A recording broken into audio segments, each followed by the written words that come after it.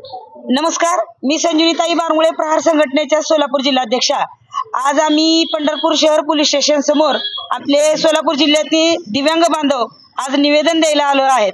याचं कारण असं आहे की काल पंढरपूर तालुक्यातील जे गट विकास अधिकारी आहेत त्यांच्या दालनासमोर प्रहार संघटनेच्या माध्यमातून वारंवार दिव्यांगाचा 5% निधी असेल, घरकुल योजना असेल, इतर ज्या काही योजना आहेत दिव्यांग बांधवाच्या, त्याच्या संदर्भामध्ये वारंवार गट विकास अधिकारी असेल, कलेक्टर साहेबांकडे असेल, सीओ कडे असेल, सगळ्याकडे आम्ही आंदोलन निदर्शन करतोय। त्याच धर्तीवरती पंढरपूर गट विकास अधिकारी यांना आमचे कार्यकर्ते, प्रमुख कार्यकर्ते यांनी निवेदन दिलं। त्याच्या अनुषंगाने याच्या अगोदर हनुमंत चव्हाण यांनी स्वतःच्या दिव्यांग बांधवांना निधी मिळण्यासाठी स्वतःच्या अंगावर तेल टाकून आत्महत्या करण्याचा सुद्धा प्रयत्न केला, तरीही गेंड्याच्या कातड्याच्या सरकारला किंवा या प्रशासनाला जाग आलेली दिसून आली नसल्यामुळे परत आणखीन त्याच्यावरती एक बैठक लागली आणि बैठकीनुसार गट विकास अधिकाऱ्याबरोबर बैठक लागली आणि त्याच्यामध्ये ज्या आता आमचं जे निवेदन असतं की प्रत्येक गावामध्ये दिव्यांग बांधवाचा आमदार निधी असेल, खासदार निधी असेल, ग्रामपंचायत निधी असेल, तो वाटप करण्याचा शासकीय जीआर असताना सुद्धा हे गेंड्याच्या कातडीचं जे प्रशासन आहे ते आमच्या दिव्यांगापर्यंत देत नाही। का देत नाही? कारण की आमच्या खिशातला, दुसऱ्याच्या खिशातला पैसा नसून आमच्या दिव्यांगाच्या हक्काचा निधी असताना सुद्धा हे देत नसल्यामुळे आमच्या दिव्यांग बांधवाला प्रत्येक मागणीसाठी रस्त्यावर उतरावं लागतं, प्रत्येक वेळी आंदोलन करावं लागतात, मागणी करावं लागतं। याच्यापेक्षा खेद दुसरी कुठली नाही।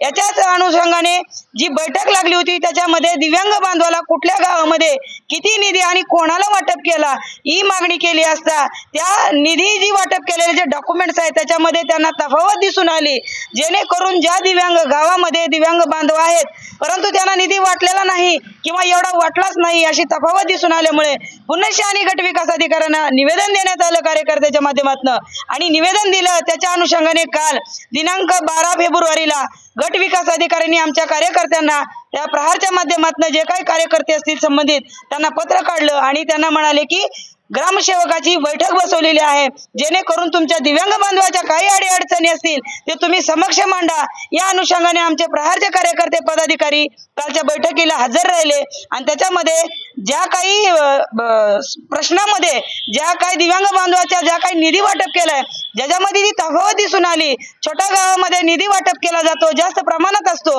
आणि मोठ्या गावामध्ये का वाटला जात नाही असा ज्यावेळी आमच्या दिव्यांग बांधवांनी प्रश्न विचारला, दिव्यांग बांधवांनी आमच्या निधीबद्दल चर्चा केली, त्यावेळी पुढील प्रशासनाला गट विकास अधिकारी असतील आणि ग्रामसेवक संघटनेचे अध्यक्ष भुजबळ असतील यांनी आमच्या दिव्यांग बांधवाचा अपमान केला, जेणेकरून तुमच्या प्रश्नाला उत्तर देणं हे आम्ही बांधील नाही। जर बांधीलच नसतील तर तुम्ही बैठक आयोजित केली कशाला? आणि तुम्ही प्रशासनाचा भाग आहे, आमच्या जनतेची कामं करण्यासाठी तुम्हाला नियुक्ती केलेली आहे। आमच्या दिव्यांग बांधवाच्या ज्या काही योजना संबंधित ग्रामसेवक असतील, तलाठी असतील, सरपंच असतील, संबंधित अधिकारी असतील यांच्या आधारावर आमच्या काही योजना असतात, मग आम्ही त्यांना आमच्या मागण्या नाही मागायच्या तर कोणाकडे आमचे हक ऐकणार? मुख्यमंत्री महोदयांना माझी विनंती आहे, कलेक्टर साहेबांना विनंती आहे, सीओ साहेबांना विनंती आहे की आमच्या ग्राउंड स्तरावरती आमच्या दिव्यांग बांधवाच्या ज्या काही योजना आहेत त्या आमच्यापर्यंत पोहोचल्या जात नाही। त्या मागण्यासाठी आम्हाला रस्त्यावर उतरावं लागतं, आंदोलन करावी लागतात आणि त्याचाच एक राग म्हणून हे अधिकारी आम्हाला पत्र काढतायत, गोड बोलून घेतायत आणि नंतर आम्ही तुमचे काय बांधील आहेत का? आमच्या दिव्यांगावरती आमच्या दिव्यांगाला हास्यास्पद वागणूक दिली जाते आणि त्यांना दिव्यांगावर टीका करून बोलले जाते। त्या दिवशी कालच्या मीटिंग मध्ये चक्क लंगड्या पांगड्याची कामं करायला आम्ही काय बांधील नाही, आम्हाला बरंच काम असतं अशा पद्धतीचं यांनी वक्तव्य करून आमच्या दिव्यांग बांधवाच्या मनाला ठेस वाटेल, मनाच्या भावना दुखवतील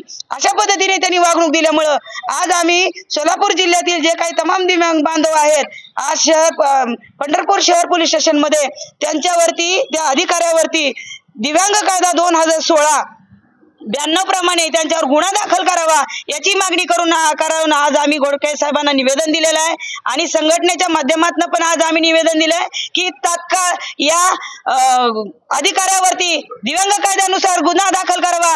जर गुन्हा दाखल नाही झाला तर आज आम्ही मुठीभर लोक आलोत, पण उद्या चालून जर गुन्हा दाखल केला नाही तर तमाम सोलापूर जिल्ह्यातले दिव्यांग बांधव घेऊन आम्ही पोलीस स्टेशनच्या समोर ठिय्या मांडून बसणार आहोत। एवढं सांगते। जय हिंद, जय महाराष्ट्र, जय प्रहार।